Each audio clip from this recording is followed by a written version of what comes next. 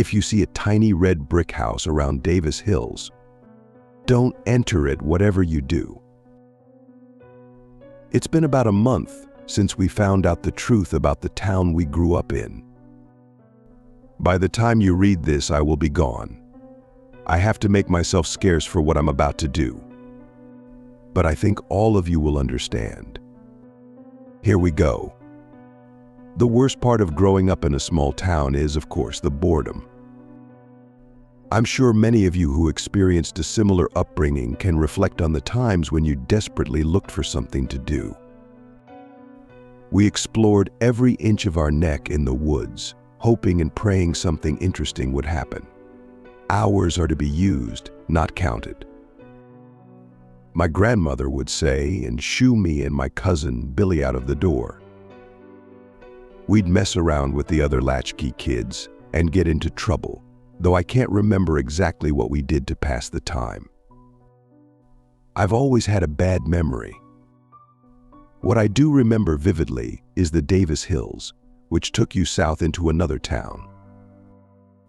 There were 3 hills, all with a dirt road slapped on top of them. They were just dull mounds of dirt to most, but to us, it was a bootlegged roller coaster. My grandma would take the Davis Hills often because she believed the grocery store in the adjacent city had cheaper eggs. Billy and I would beg her to take us so we could enjoy the ride. We'd pile into the front seat of my grandma's dusty Ford Ranger and giggle in glee when she would shift the car in neutral as we went speeding downhill. I still remember the feeling of my stomach dropping as we made the plunge from one hill to the next. Another amusing part of the ride was the disappearing house. When you reached the top of the first hill, you'd see a tiny red brick home that seemed to vanish when you got to the second. It would almost magically reappear at the third hill before slowly becoming invisible again as you left town. The house wasn't anything special. Even as a kid, I could tell it was even older than my grandparents' decrepit shack. But someone must have lived there, as the lawn was always cut, and 2 rows of Indian hawthorn shrubs created a natural pathway to the front door. But my grandma didn't know who lived in the home, much less if it was even owned by someone. I always found this odd because my Nana knew every soul who lived in our dumpy village and was something of a local celebrity. "Best stay away from there," she would say. "If I don't know them, they're a stranger. Do you boys hear me?"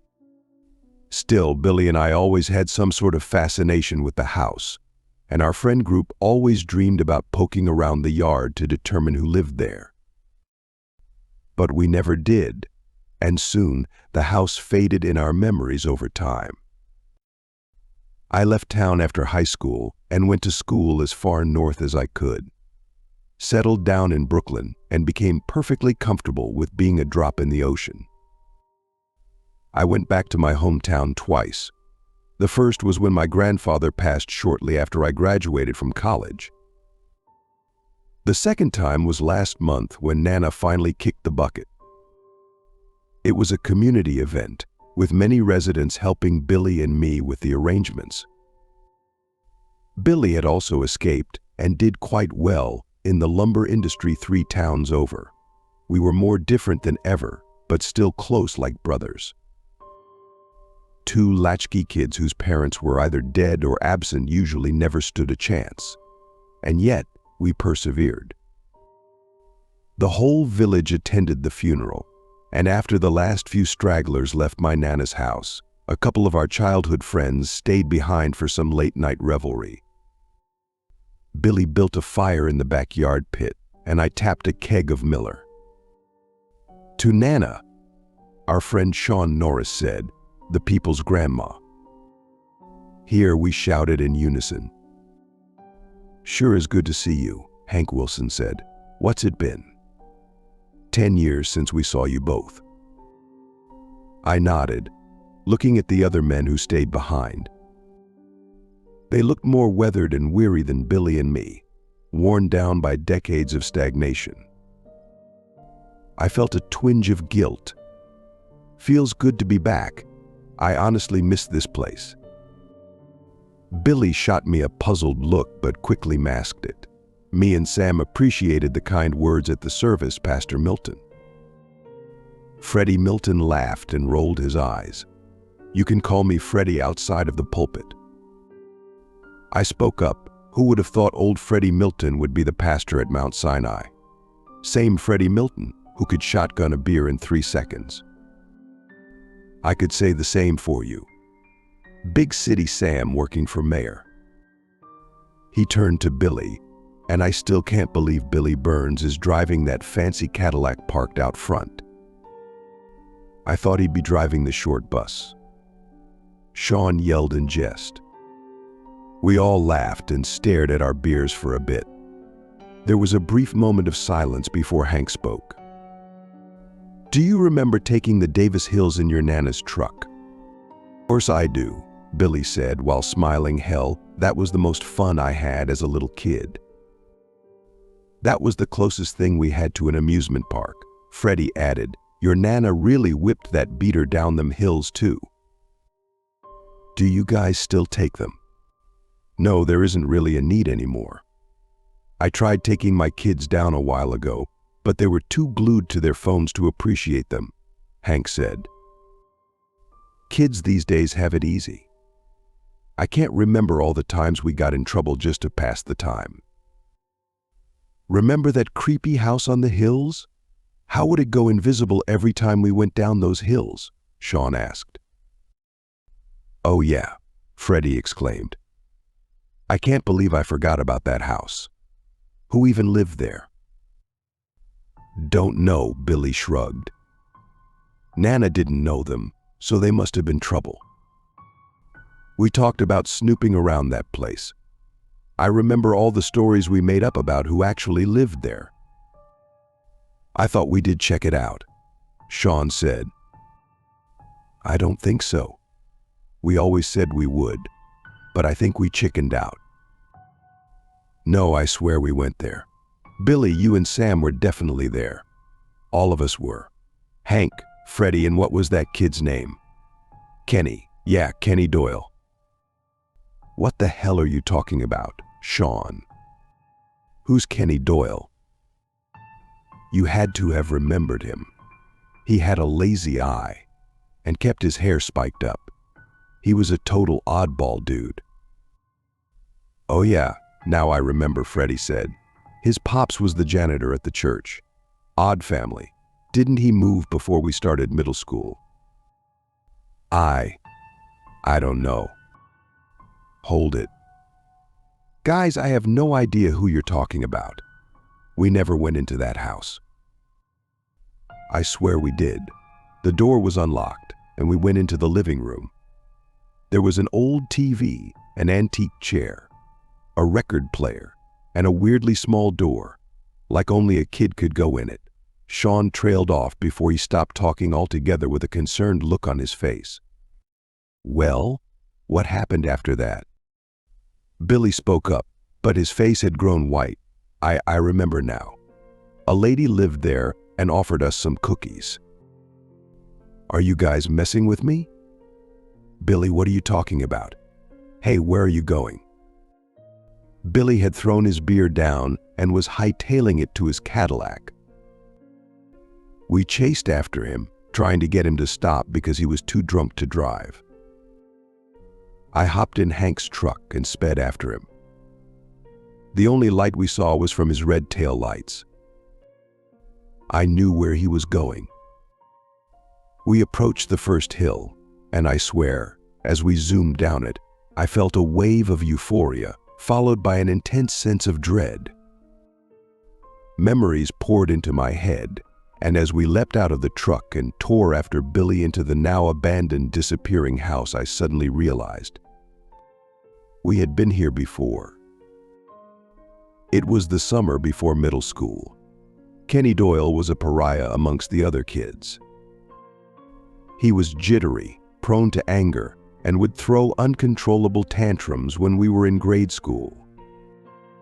Hell, every time we saw him, he was in the principal's office, Usually we avoided him, but that summer, Billy and I were in the same vacation Bible school group with Kenny. The disappearing house came up as a topic of discussion, and Kenny was adamant about checking it out. "We should ding-dong ditch it," he yelled while clasping his hands together. Billy and I were always down for some revelry and gathered the usual suspects. We snuck out on our bikes and met the other boys about an hour after sunset, laughing in glee as we zoomed down the first hill. Kenny crept up the walkway and banged on the door while ringing the bell. As we zoomed back to our bikes, the front door flew open with such force that I tripped and fell from being so startled. A tall woman who must have been in her mid to late 30s appeared in the doorway. She had her dark brown hair in a bun and wore a red checkered apron. She shook her head and grinned, showing a mouth of shining white teeth. "Boys causing trouble," she said in a firm yet soothing voice. "Okay, come on in. It's about to rain, and I'm baking cookies." I looked to Billy, who shrugged and then stepped inside. The rest of us followed behind into darkness. "My name is Miss Hattie, by the way." Hank swerved into the front yard, where Billy was on the ground, rocking back and forth like a madman. He looked up at me, his eyes wide and his face pale. "Sam," he sputtered in almost a whisper, I remember everything." Billy then leaped to his feet and barreled toward the front door. "It should have been me," he screamed while sprinting. "Billy, wait," Shaw cried out as Billy thrust his shoulder to try and open the boarded-up front door. I went after him, but after one more push, Billy breached the door and fell headfirst into the house. As he did, I felt a wave of nausea and collapsed as more memories piled in. "Kenny, what did we do to you?" "Take a bite of these. They're not as good as your Nana's, but they'll do the job." "You know our Nana." "Why, of course I do," Billy burns.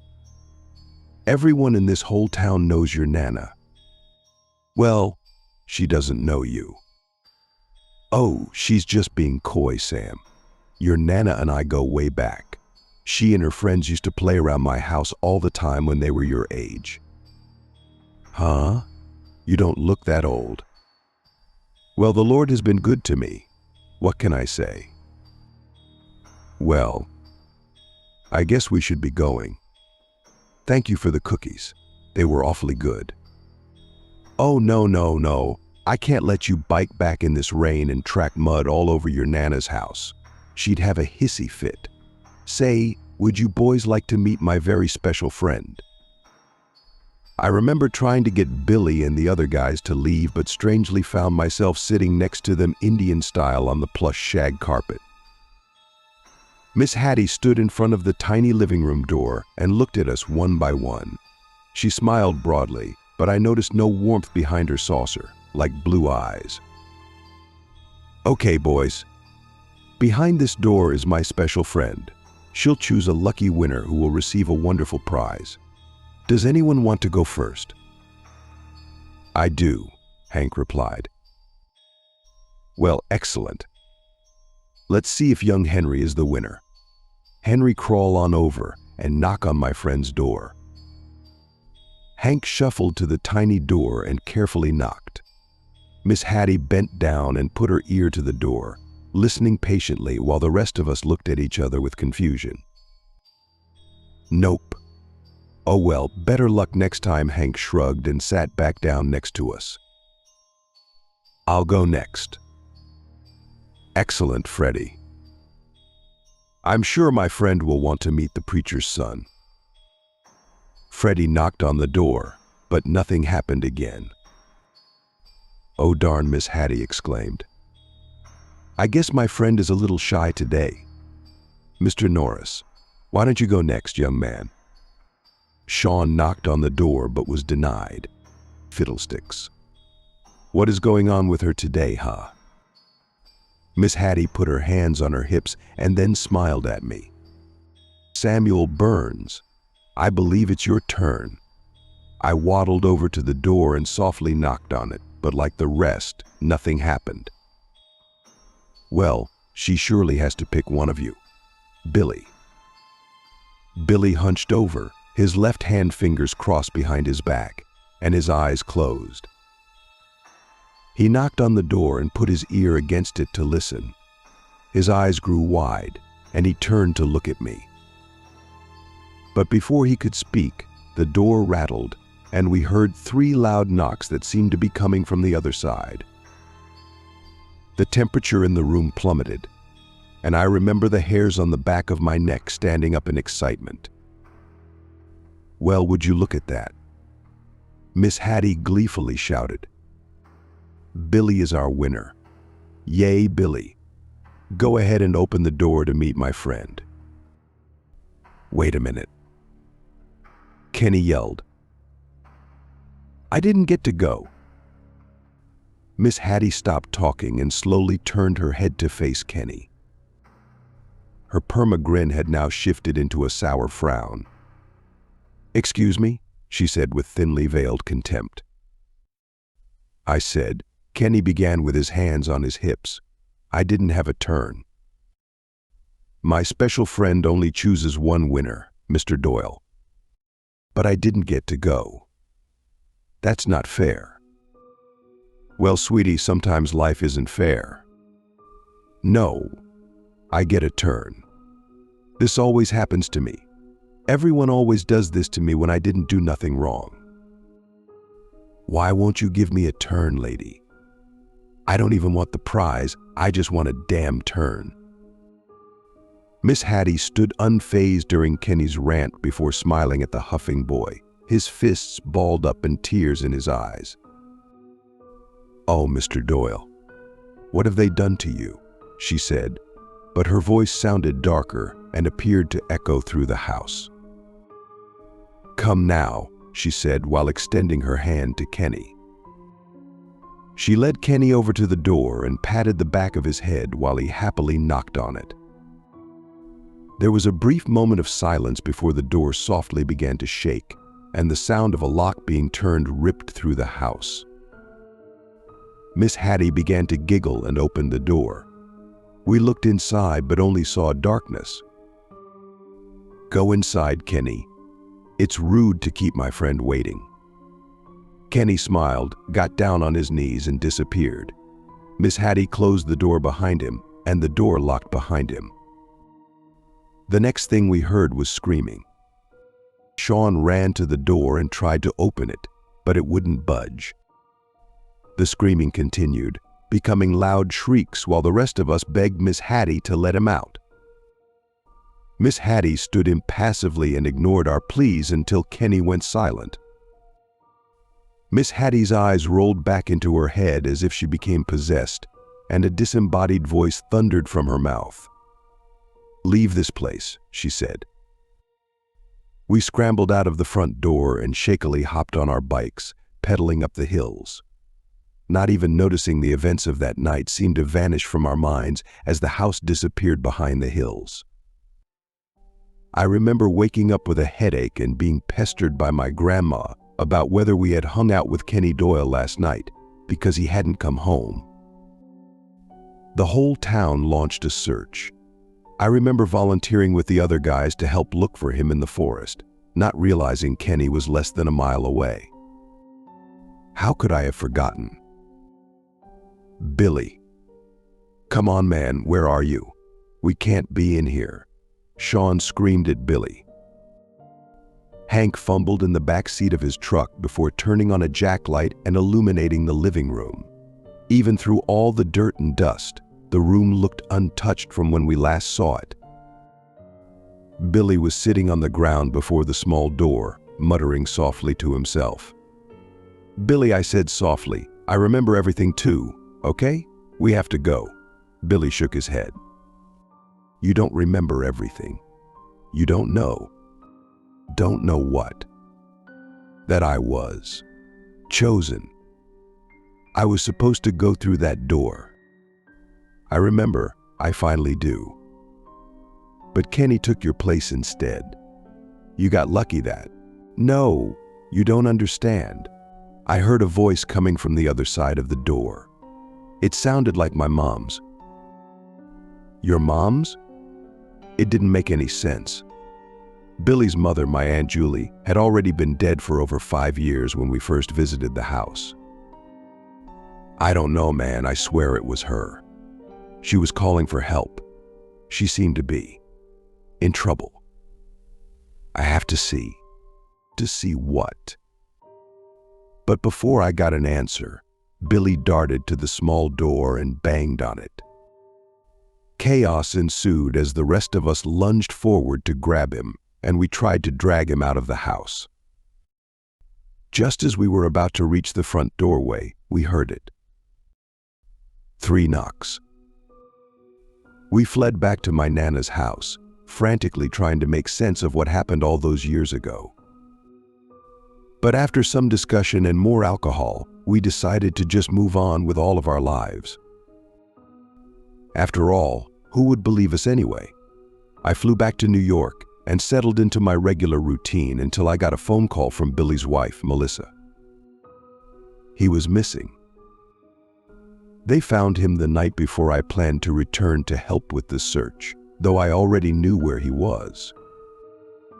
I remember being numb as an investigator asked me why Billy would have ventured into this abandoned house and entered its crawl space, even though it could only fit a small child. I helped Melissa with the funeral and watched as the other guys avoided me at the service.